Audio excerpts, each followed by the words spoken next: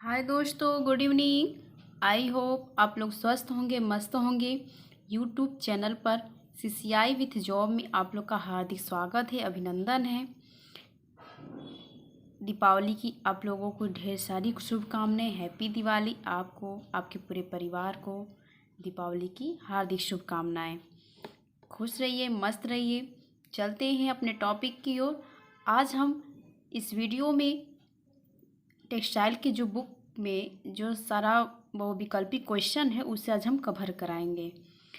तो एक बार उससे हम देख लेते हैं, पढ़ लेते हैं। तो यहाँ से भी क्वेश्चन बनते हैं, तो चलते हैं अपने क्वेश्चन की ओर।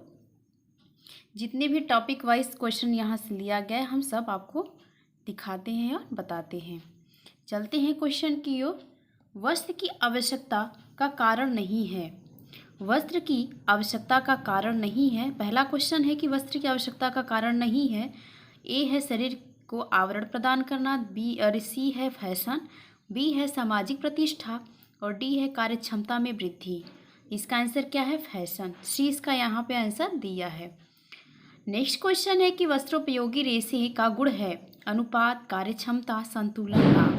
तो क्या है वस्त्रोपयोगी रेशे का गुण? क्या है? कार्य क्षमता। सी इसका आंसर सही है। आगे क्वेश्चन है कि वस्त्र विज्ञान की जानकारी से लाभ है। तो कैसा लाभ है? वस्त्रों के रखरखाव का ज्ञान, सामाजिक प्रतिष्ठा, शीत से रक्षा या डी सुरक्षा। इसका आंसर ए है।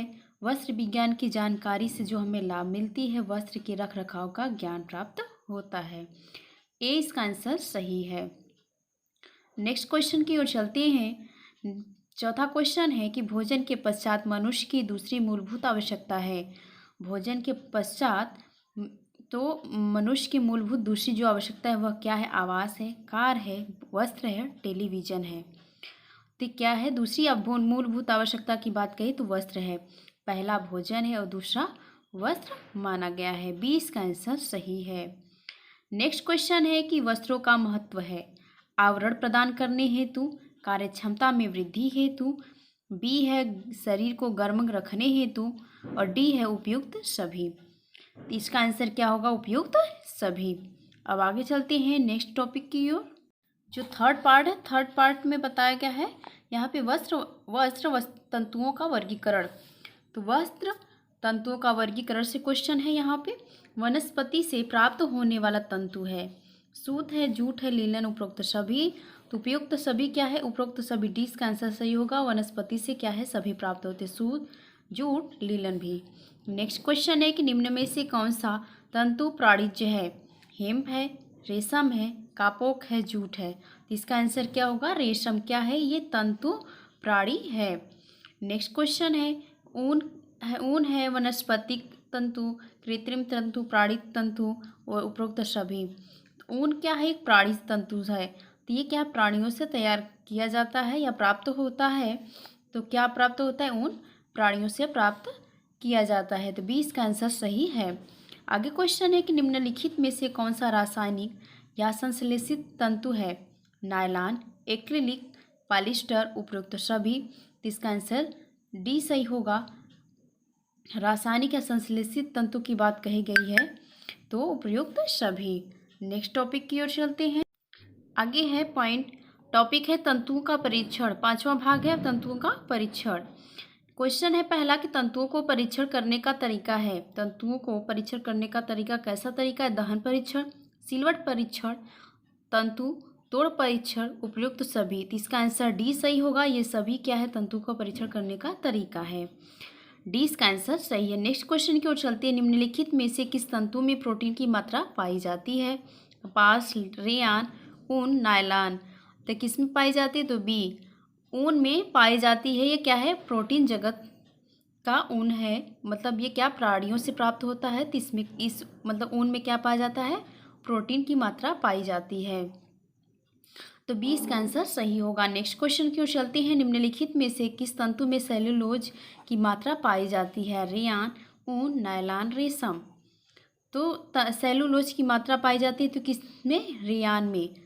तो रेयान में कितना आपका? हाँ, रेयान में सेलुलोज की मात्रा पाई जाती है। तो 50% रेयान में जो कि सेलुलोजिक मात्रा पाई जाती है। ए इसका आंसर सही है। नेक्स्ट क्वेश्चन है, कोकून से प्राप्त होता है। कोकून से प्राप्त होता है कपास, रेयान, रेशम, लीलन।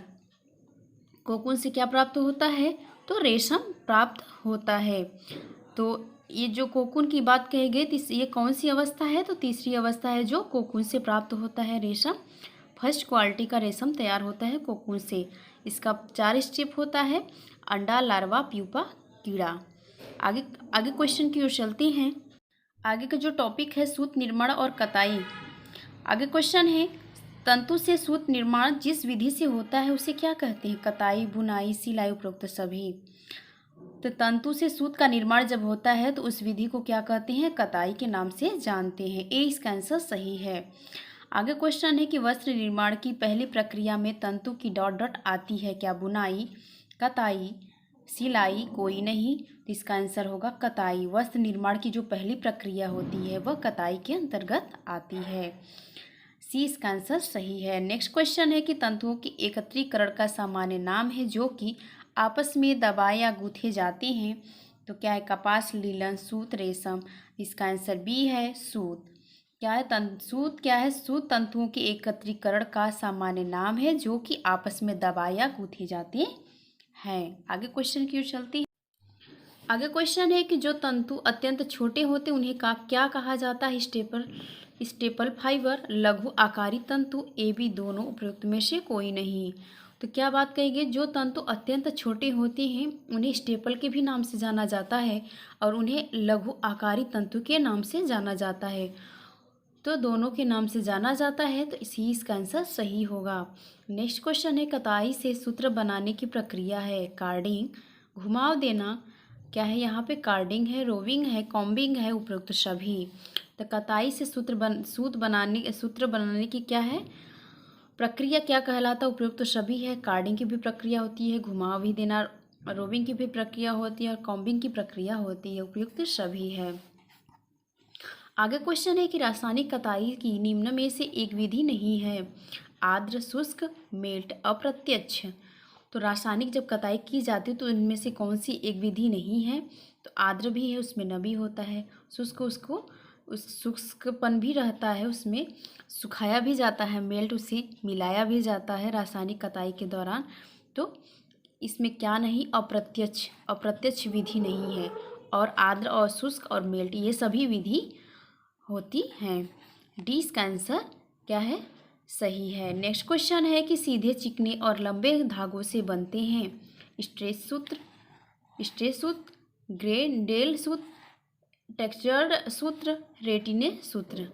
तो इसका क्या आंसर होगा? सी, टेक्सचर्ड सूत्र। सी इसका आंसर सही है। नेक्स्ट क्वेश्चन है कि सूत्रों के मुख्य रूप होते हैं। तो सूत्रों के जो सूत्र होते हैं उसके मुख्य रूप 2 होते हैं, 4, 3, 5। तो क्या होते हैं? इसके 3 होते हैं। जो सूत्र की अवस्थाएं होती हैं वो 3 होती हैं। तो यहाँ पे बताया गया है कि जो इसके रूप होते हैं 3। बी इसका आंसर सही है। आगे क्वेश्चन की ओर चलते हैं। आगे टॉपिक की ओर चलती हैं, सूत्र का वर्गीकरण। क्वेश्चन है कि वस्त्र कपास या ऊन के समान होते हैं। सादे सूत्र, स्पन सूत्र, टेक्सचर सूत्र, उपयुक्त सभी। तो इसका आंसर क्या होगा? सी, स्पन सूत्र। नेक्स्ट क्वेश्चन है कि वस्त्र रेशम के समान बनते हैं। वस्त्र रेशम के समान बनते हैं। सादे सूत्र के, टेक्सचर सूत्र के, स्पन सूत्र के, उपयुक्त सभी। तो इसका आंसर होगा सादे सूत्र के। क्या है? वस्त्र रेशम के समान बनते हैं। नेक्स्ट क्वेश्चन है कि प्रथम घुमाव प्रक्रिया का उत्पाद है जो कि कताई मशीन द्वारा बनाया जाता है। इकहरा सूत, प्लाय सूत, केबल सूत, उपरोक्त में से कोई नहीं। इसका आंसर ए सही होगा, इकहरा सूत। नेक्स्ट क्वेश्चन है कि द्वितीय घुमाव क्रिया में बनाया जाता है। इकहरा सूत, केबल सूत, प्लाय सूत, उपरोक्त सभी। इसका आंसर क्या होगा? बी, प्लाय सूत्र। आगे क्वेश्चन है कि रेटिने हैं। प्लाय सूत्र, नावेल्टी सूत्र, इकहरा सूत्र, उपयुक्त सभी। इसका आंसर सी है, नावेल्टी सूत्र। नेक्स्ट क्वेश्चन है कि रासायनिक कताई की निम्न में से एक विधि नहीं है। आर्द्र, शुष्क, मेल्ट, अप्रत्यक्ष। इसके पहले क्वेश्चन ये आया था, क्या होगा? डी इसका आंसर सही होगा, अप्रत्यक्ष। नेक्स्ट क्वेश्चन है सीधे, चिकने और लंबे धागों से बनते हैं। स्ट्रेच सूत्र, आगे क्वेश्चन है कि विभिन्न प्रकार के करघों का अध्ययन एवं करघे की गति। यहाँ से क्वेश्चन लिया गया विभिन्न प्रकार के करघों का अध्ययन एवं करघे की गति से।